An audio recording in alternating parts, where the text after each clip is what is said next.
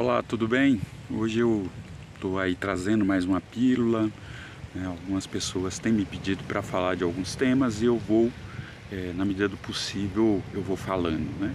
Geralmente esses temas que eu falo são temas mais gerais, né? Que teve impacto mais geral em relação aos povos, né? Agora, obviamente que cada povo tem uma especificidade, cada povo passou por uma situação específica e aí, né, essas histórias nós pretendemos colhê-las muito em breve em um projeto que nós temos sobre essas situações em específico. Também é importante, quando eu trago um tema, é importante sempre a gente visualizar que momento histórico era aquele, né? Porque são momentos que tem, né, algumas viradas, né, alguns processos ocorrendo. Por exemplo, eu vou falar hoje do SPI, né, que é Serviço de Proteção Indígena e Busca de Trabalhadores Nacional, certo? Então, o SPI estava, né, se formou em um momento de transformação que o país passava aquele momento. O SPI é de 1910, né? A República, né, a gente sai do Brasil Império para o Brasil República, né, em 1889, ou seja, 11 anos depois de proclamada, 21 anos depois de proclamada a República. Portanto, né, era um país que passava por uma série de mudanças, né? E essas mudanças que ocorrem no país, elas ocorrem também, né, com processos de expansão territorial. Então a empresa colonial Brasil, né, porque esse território se chama Pindorama, ela estava em processo, né, de ocupação territorial. Bom, você não pode ocupar só simplesmente o território, né, sem garantir condições mínimas de infraestrutura. E uma das condições básicas de infraestrutura é a comunicação, certo? E dois é o transporte. Então, é nesse contexto que o Serviço de Proteção aos Indígenas, né, aos índios, né, na verdade, e busca de trabalhadores se insere. A gente também tinha um outro processo ocorrendo que aqui é um pouco tardio, né? A partir do século XVIII a gente passa a ter processo de revolução industrial. Aqui no Brasil é tardio, só vai acontecer meadas do século XIX, né? Por quê? Porque a gente tinha um modelo econômico baseado na exploração da mão de obra escrava e da terra. Então essa era também uma característica naquele momento que leva a um processo, né, de desenvolvimento industrial tardio. Portanto, a gente já está aí sabendo aonde é que a gente está pisando quando a gente vai discutir o SPI e os povos indígenas, certo? Então o SPI, ele é fundado, né, proposto e criado, né, em 1910 por sugestão do Marechal Cândido Rondon, que era um indígena de origem bororo e terena, né? E ele já vinha de uma tradição de interiorização das comunicações, né, que era feito pelo Exército, o Exército que fazia esse processo de interiorização. Então, ele tinha uma ideia na cabeça, que era uma ideia que os militares têm, né, diversos escritos de militares, enfim, né, tem, que é a política assimilacionista. O próprio Estado português, né, já tinha essa política. Eu falei para vocês das reformas pobalinas, em que indígenas se transformam, grupos indígenas se transformam no súdito do rei, portanto, né, não é mais detentor de uma determinada identidade, certo? Então, com essa perspectiva assimilacionista e, entre aspas, proteção, que, né, o Rondon propõe a criação do SPI.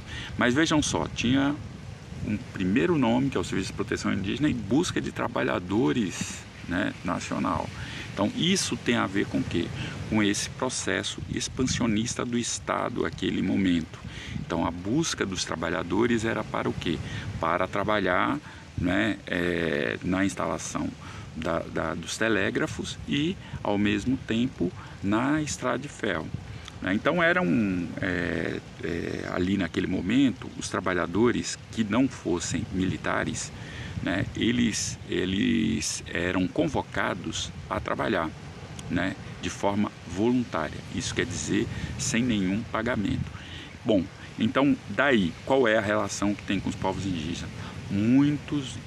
Muitos trabalhadores, né, eram indígenas. O que nós podemos dizer, se ali com o Pombal, né, teve uma pequena movimentação para um processo de proletarização dos indígenas, com o SPI, esse processo ele ficou, né, configurado, né, tá ali, olha, é isso, nós queremos isso. Política assimilacionista também prevê que você, né, disponibiliza a sua mão de obra, com um detalhe, né, não era pago, não era remunerado essa mão de obra. Então a proteção, né, pretensa proteção do SPI não era bem proteção. O SPI, então, ele, depois da morte do Marechal Rondon, né, ela se agrava muito mais ainda, né, porque em 1967 um procurador ele faz, né, depois de diversas denúncias contra os povos indígenas, ele faz um relatório, né, que serve de base para uma CPI contra o SPI. Olha, vejam só, a gente está em 1967, plena ditadura civil, empresarial, militar, né? É aberto uma CPI para investigar o SPI. Portanto, a gente logo vê que o SPI, né, não foi uma boa experiência para os povos indígenas. Portanto, certo? O que tinha naquele relatório? Tinha contaminação, tinha exploração sexual, tinha escravização, tinha mortes de indígenas, né? Tinha tudo o que é violência, né? Toda a violência que foi praticada ali pelo SPI contra os povos indígenas. Não era uma investigação ampla, né? Por exemplo, a investigação sobre as mortes de indígenas chega a 8.300 e poucos indígenas. Eu vou colocar aqui para vocês, né? Sendo os Cintalagras os mais afetados pela política genocida, né, do SPI. Pois bem, então a partir daí da CPI, né, o SPI é fechado e é criado a FUNAI. Esse relatório Figueiredo, ele ficou durante muitos anos, ele ficou perdido, né? Só em 2015, se eu não me engano, 2013 ou 2015, é que ele reaparece. Ele reaparece aonde? Ele reaparece no Museu do Índio, lá no Rio de Janeiro, na aldeia Maracanã.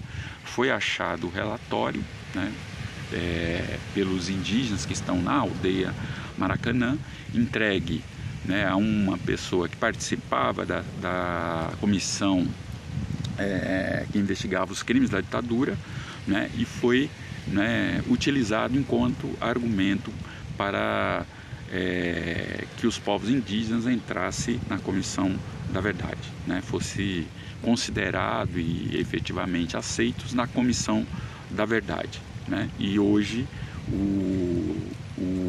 a discussão que se tem é que se tenha uma Comissão da Verdade permanente, né, para os povos indígenas. O Armazém da Memória é uma organização que tem provocado essa discussão. Vocês vão ver aí, eu tenho uma entrevista com o coordenador do Armazém da Memória, que é o Marcelo Zelli, que vocês procuram aí nos meus vídeos aí, que vocês vão achar esse vídeo, tá?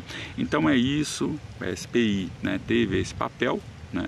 Alguns defendem que teve um papel importante, mas é importante a gente olhar a fundo, né, qual foi o papel real, né, que esse órgão teve, né, durante o seu período de existência, que vai de 1910 a 1967, né, 57 anos. Tá bom? Então, se gostou, aí dá aquele joinha, né? Se inscreva aí no canal, compartilhe, comente, né? E aí você já sabe, tendo recursos que pode contribuir com o canal, o nosso Pix é tvembaú@gmail.com. Até mais!